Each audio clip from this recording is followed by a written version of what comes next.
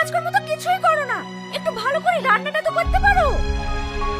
যতসব ভাজি খেতা রোজা রেখেছে।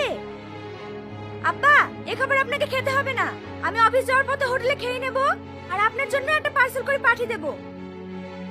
আসছি। আসলে কি জানো, আমারই ভুল হয়েছে, ভিখারি বাড়তে ছেলে দিত।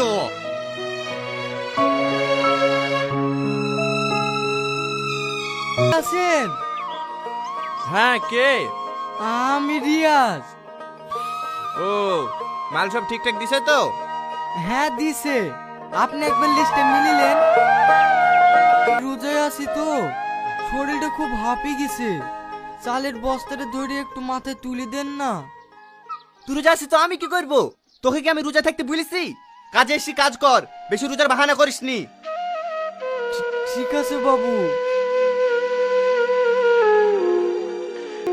দাঁড়ান চাচা দাঁড়ান, অত কষ্ট করতে হবে না, আমি তুলে দিছি। আসলেই তো ভিখারির বাচ্চা, ভিখারি না হলে কি আর একটা ভিখারিকে হেল্প করে? এই ভিখারির বাচ্চা, তুই কি করলি? আমার হাত পিছকে পড়ে গেছে বাবু, আমাকে ক্ষমা করে দেন। কি ক্ষমা করবে?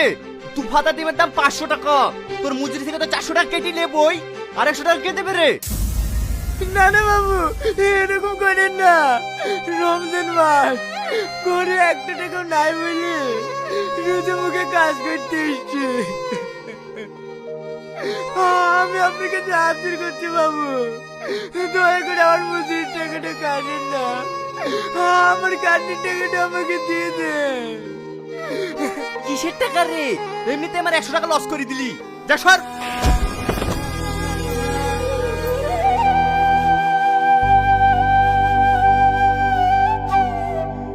কাঁদেন না চাচা, ওঠেন, আমি আপনাকে টাকা নিয়ে এসে দিছি।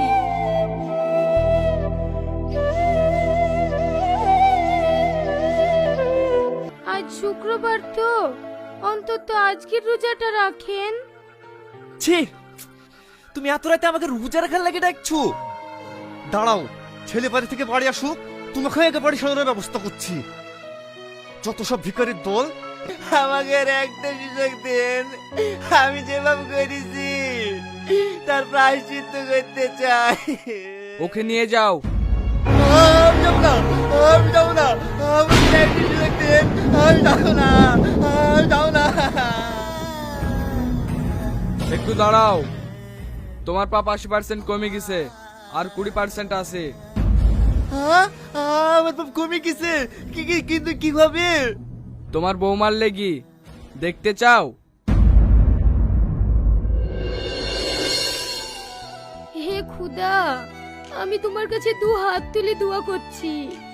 আমার শ্বশুর পৃথিবীতে থাকতে মনে জানতে অজান্তে অনেক পাপ করেছে, তুমি তাকে ক্ষমা করে দিও। হে খুদা, তুমি তাকে জান্নাতবাসী করো। কোনো মৃত ব্যক্তির লেগে তার আপনজন যদি দোয়া করে, সেই দোয়া কবুল হয়।